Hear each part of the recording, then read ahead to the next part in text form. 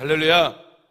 오늘도 새벽을 깨워 하나님께 예배하는 모든 성도님들께 하나님께서 복 주시고 은혜와 평강 내려주시기를 주님의 이름으로 축복합니다. 오늘은 이 욥기 31장의 말씀을 함께 살펴보도록 하겠습니다. 함께 말씀을 살펴볼 때에 성령 하나님께서 말씀을 조명하여 깨닫게 도와주시고 또한 깨달은 말씀을 붙잡고 기도할 때에 응답되어지는 축복 누리시기를 간절히 소망합니다. 오늘 살펴볼 욥기 31장에서는 예기치 못한 고난 가운데 친구들로부터 이 위로를 받기보다는 오히려 이 선입견과 이 편견으로 말미암아 오히려 정죄당하고 판단당했던 이 욥의 그 참담한 그 어려운 그 욥의 마음이 나타나고 있습니다. 그러나 그 고난 가운데에서도 하나님의 전지전능하심을 믿으며 또한 의로우신 섭리를 신뢰하고 위로를 소망하는 욥의 믿음이 오늘 본문 가운데 나타나고 있음을 우리가 살펴볼 수 있습니다. 특별히 이 욥기 31장에 나타난 내용들을 살펴보면요, 이제 1차, 2차, 3차에 걸쳐서 이 세 친구들에 대한 이 세 친구들과의 이 논쟁 가운데 이제 이 욥의 그 마지막 답변으로서의 성격이 오늘 이 욥기 31장 가운데 나타나고 있습니다. 먼저 이 욥기 31장의 구조를 좀 살펴보면요, 1절부터 15절까지는 다른 어느 누구보다 깨끗한 자신의 도덕적 순결을 이야기하고 있습니다. 다시 말해 욥이 내가 도덕적으로 절대 하나님 앞에 범죄한 것들이 없다. 나는 도덕적으로도 하나님 앞에 정결하게 깨끗하게 살았다. 신앙생활 했다라고 이야기를 하고 있는 것이죠. 그리고 16절부터 23절까지는 이 욥이 가난한 자와 과부와 고아를 내가 긍휼히 여기고 내가 그들을 섬기고 도와주었다라는 자신의 모습을 강조하면서 주장하고 있는 장면이 나타나고 있습니다. 그리고 마지막 24절부터 40절까지를 살펴보면요, 이제 이 우상을 멀리하며 또 하나님의 명령을 내가 지켰다. 다시 말해 내가 하나님 앞에 신앙적으로 종교적으로 순결했다라는 것들 아주 강하게 이야기하고 있는 욥의 모습을 우리가 살펴볼 수 있습니다. 우리 욥기 31장의 이 구조를 전체적인 줄거리를 좀 기억하시면서 오늘 본문을 살펴보도록 하겠습니다. 먼저 오늘 본문 1절을 읽어보면요, 내가 내 눈과 약속하였나니 어찌 처녀에게 주목하랴라며 본문이 시작되고 있음을 우리가 살펴볼 수 있습니다. 지금 욥은요, 자기 자신이 얼마나 하나님 앞에 정결하고 순결하고 그리고 범죄하지 않고자 노력했는지를 지금 욥이 스스로 고백하고 있다라는 것이죠. 여러분, 많은 심리학자들, 또 많은 학자들이 이야기하기를 사실 이 남자는요, 뭐에 약해요? 그렇죠. 여자에 약하죠. 네. 이 남자는 눈으로 보는 이 시각에 너무나도 연약한 존재입니다. 그래서 우리 성도님들이 말씀하신 것처럼 이 아름다운 여성이 나타나면은 자연스럽게 눈이 돌아갈 수밖에 없어요. 여러분, 그래서 제가 이렇게 설교할 때나 이렇게 찬양할 때 보면요, 제가 이렇게 좌우를 이렇게 막 돌아보잖아요. 왜 그럴까요? 우리 동감교회 성도님들이 너무 아름다워서 제가 이 하나님만 바라보고 찬양을 하고 설교를 해야 되는데 이 아름다운 분들이 이 새벽부터 이렇게 많이 앉아 계시니까 눈이 돌아갑니다. 자, 아무튼 그렇기 때문에 이 눈으로 이 보는 것으로 범죄하기 쉬운 존재가 바로 이 남자들이다라는 것이죠. 그리고 우리가 잘 알다시피 다윗도요, 이 우리아의 아내 밧세바를 범한 이유가 뭐 때문에 범하게 돼요? 눈으로 먼저 범죄했기 때문이다라는 것이죠. 만일 다윗이 그 목욕을 하고 있는 이 밧세바를 발견했을 때에 그가 눈으로 계속해서 범죄하는 것이 아니라 그의 눈을 돌렸더라면, 눈으로 범죄하지 않았더라면요, 다윗은 절대로 더 큰 범죄로 이어지지 않았을 것입니다. 그러나 다윗은 밧세바로부터 눈을 돌리는 것이 아니라 오히려 계속해서 그 밧세바를 바라보았던 것이죠. 눈으로 먼저 범죄하였기 때문에, 그 눈으로 먼저 범죄하였기 때문에 결국에는 어떤 죄까지 나아가게 됩니까? 그 남편 우리아를 죽이는 죄까지 확대되게 된다라는 것이죠. 이 다윗이 범죄하려고 할 때마다 하나님이 굉장히 많이 막으세요.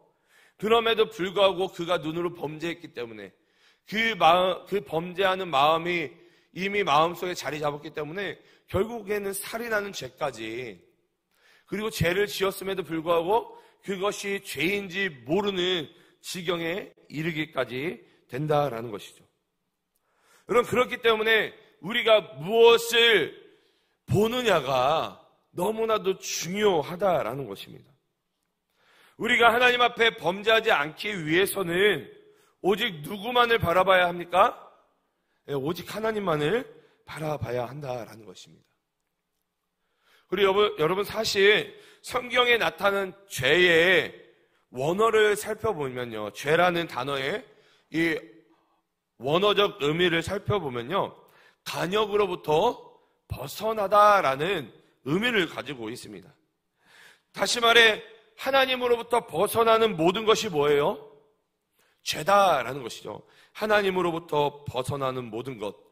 그렇기 때문에 우리는 하나님만 바라봐야 한다라는 거예요. 우리의 모든 시선이, 우리의 모든 마음이, 우리의 모든 발걸음이 관역 대신 여호와 하나님을 향해야 한다라는 것이죠.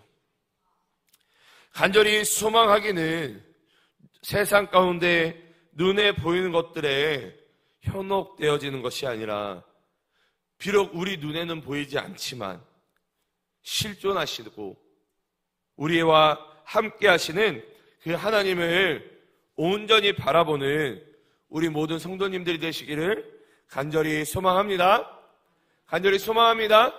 오늘도 살아가실 때의 세상의 것들에 내 눈과 내 마음과 내 발걸음을 빼앗기는 것이 아니라 오늘 하루도 온전히 하나님을 바라보며 내 마음을 하나님께 향하며 내 발걸음을 하나님께 내어드리는 오늘 하루가 되시기를 간절히 소망합니다. 아무튼 욥은요, 이렇게 1절부터 15절까지를 자기 자신이 얼마나 하나님 앞에 의롭게 살고자 하였음을 이야기를 하고 있습니다. 도덕적으로 내가 죄를 짓지 않았다. 더욱이 16절부터 18절까지를 읽어보면요, 내가 언제 가난한 자의 소원을 막았거나 가부의 눈으로 하여금 실망하게 하였던가. 나만 혼자 내 떡덩이를 먹고 고아에게 그 조각을 먹이지 아니하였던가. 실상은 내가 젊었을 때부터 고아 기르기를 그의 아비처럼 하였으며 내가 어렸을 때부터 가부를 인도하였노라라고 이 욥이요 이야기를 하고 있습니다.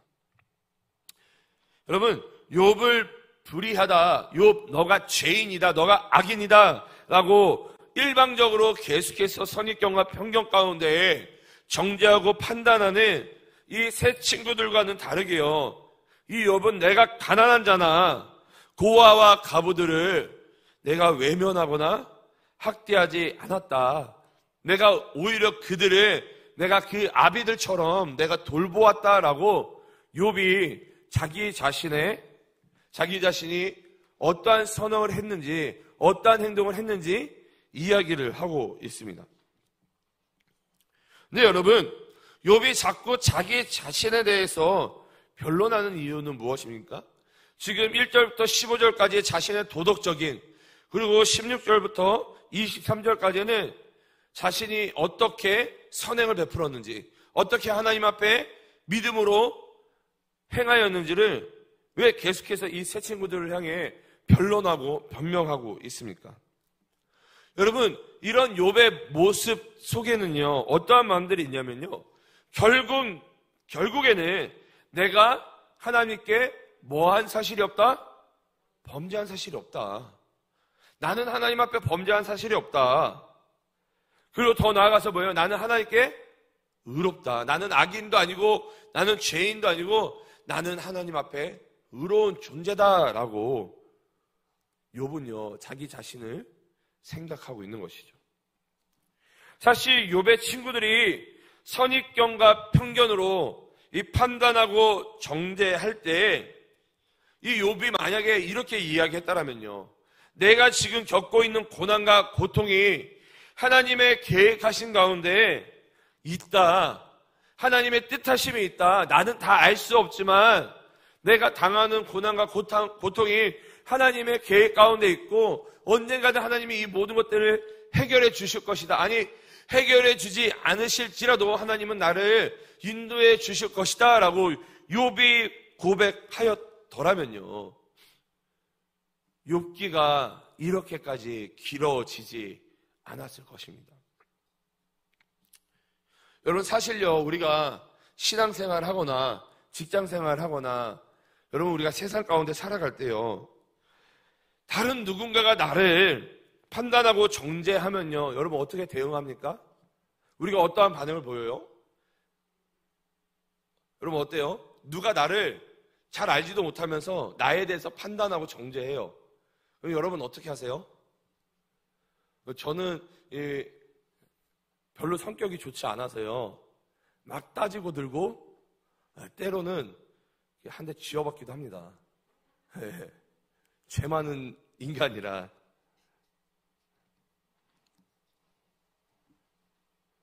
여러분, 누군가가 나를 선입견과 편견 가운데 판단하고 정죄하면은 내가 얼마나 하나님 앞에 정직하게 그리고 얼마나 신앙생활을 잘했는지를 이야기를 하죠. 예를 들어서 누군가에게 당신 왜 기도 생활 안 합니까? 라고 하면 뭐라고 해요? 나 기도 생활 하고 있어. 나 집에서 기도하고 있어. 그럼 내가 얼마나 기도를 잘하는데 라고 자기 자신을 변론하고 변명을 하죠. 우리가 스스로 하나님 앞에 얼마나 정직하고 올바른 신앙생활을 하는 것이 사실은 너무나도 중요합니다. 사실은 우리가 하나님 앞에 올바른 신앙생활 하는 것이 너무나도 중요하죠. 그런데 여러분, 그럼에도 불구하고요, 그것들을 내세워서는 됩니까? 안 됩니까? 그것들을 내 자랑으로 내세워서는 안 된다라는 거예요. 내가 1시간 기도하고 내가 3시간 기도하고 그거를 내가 내세우는 것이 중요한 게 아니에요. 내가 새벽 예배를 빠지지 않고 새벽 예배를 내가 드리고 있다? 여러분, 이거를 사람들 앞에 내세우는 것은 중요하지 않다라는 것입니다. 그리고 마지막으로 24절부터 끝까지를 살펴보면요, 욥 자신이 하나님 앞에 신앙적으로 얼마나 이 하나님을 잘 섬겼는지 주장하고 있는 욥의 모습을 우리가 또한 살펴볼 수 있습니다. 특별히 24절부터 28절까지를 좀 살펴보면요, 유일하신 하나님만을 섬긴 자신의 정결하고 순결한 신앙을요, 욥이 이야기를 하고 있어요. 그리고 29절부터 32절에서는 그 원수를 포함해서 모든 이웃들에게 사랑을 베푼 이 자기 자신을 나타내고 있는 욥의 모습을 우리가 살펴볼 수 있습니다. 그리고 33절부터 37절에서는 죄를 숨기는 위선을 행하지 않았던 이 욥의 신실함을 자기 자신이 이야기하고 있죠.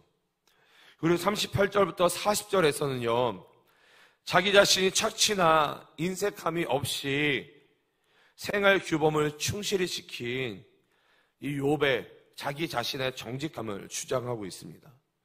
여러분, 제가 24절부터 40절까지를요 짧게 정리를 해드렸는데요, 24절부터 40절까지에 나타난 욥의 모습을 보고요, 여러분 혹시 어떤 인물이 생각나십니까? 어떤 인물이 생각이 나세요?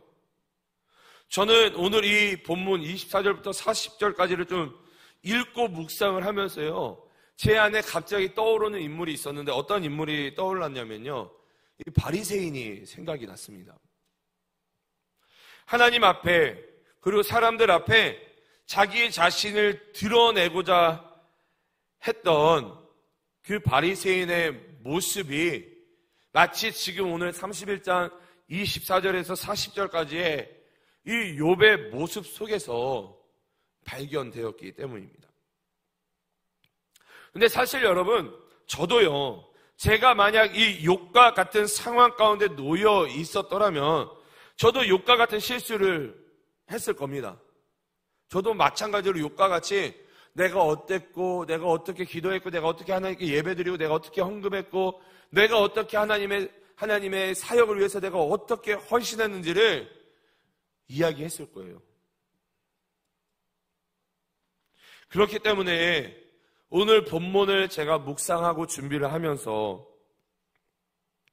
제가 조금 전에도 말씀드린 것처럼 차라리 하나님 앞에 먼저 묻고 기도하는 모습을 가지고 있었더라면 좋았을 것 같다라는 생각을 해보았습니다.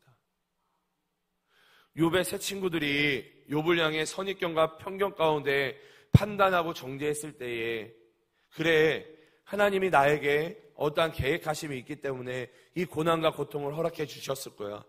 하나님이 그럼에도 불구하고 하나님이 나를 인도해 주실 것이야 라고 고백하고, 또 하나님, 그러면 내가 이 상황 가운데 어떻게 해야 됩니까? 하나님, 혹시라도 내가 정말로 이 세 친구들이 이야기하는 것처럼 혹시라도 내가 하나님 앞에 범죄한 것이 있다라면, 내가 악인이고 죄인이라면은 하나님 깨닫게 해주셔서 회개할 수 있게 해달라고 욥이 하나님을 붙잡고 기도했으면 어땠을까라고 묵상을 해보게 되었습니다. 왜냐하면요, 우리가 욥기를 계속 살펴보면서 특히 욥기 1장에 나타난 욥의 모습은요, 그 환난과 고난과 고통이 임했음에도 불구하고 하나님 앞에 낮은 자의 모습으로 하나님께 예배하고 기도하는 장면이요, 욥기 1장에는 나타나 있기 때문입니다. 그러나 이 세 친구들의 선입견과 편견 가운데 정죄와 판단으로 말미암아 지금 욥이요, 뭘 잃어버리고 있어요? 하나님께 예배하고 기도하던 욥의 모습을, 그 욥기 1장의 욥의 모습을 잃어버리고 지금 자기 자신의 의를 드러내고 나타내는 모습으로 욥이요, 알게 모르게 서서히 변질되었다라는 것입니다. 우리 주 안에서 사랑하는 우리 동감교회 성도 여러분, 오늘 본문 속에 나타난 욥의 모습을 통해서 우리가 깨닫게 되는 것이 무엇입니까? 여러분, 가장 중요한 것은요, 우리가 환난과 고통 가운데 있을지라도 우리의 어떠한 상황 속에서도 우리가 온전히 붙잡아야 될 그 하나님 앞에 엎드려 예배하고 하나님께 기도하는 것이 너무나도 중요하다라는 것입니다. 여러분, 세상은 우리를 여전히 그 선입견과 편견 가운데 우리를 정죄하고 판단합니다. 그리고 더 놀라운 사실은 뭔지 아세요? 그렇게 선입견과 편견으로 우리를 정죄하고 판단하지만 더 놀라운 사실은 세상은요, 또한 우리에게 뭐 할 기회를 줘요? 변명하고 변론할 기회를 줘요. 근데 여러분, 이 변론하고 변명하는 게 뭐예요? 함정인 것이죠.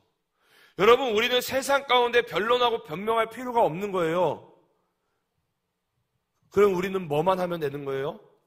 하나님을 의지하고 하나님께 기도하면 되는 것이죠. 하나님, 세상이 나를 선입견 가운데 편견 가운데 나를 정죄하고 판단합니다. 근데 이것도 하나님의 계획하신 가운데 하나님이 나를 인도하고 계심을 믿습니다.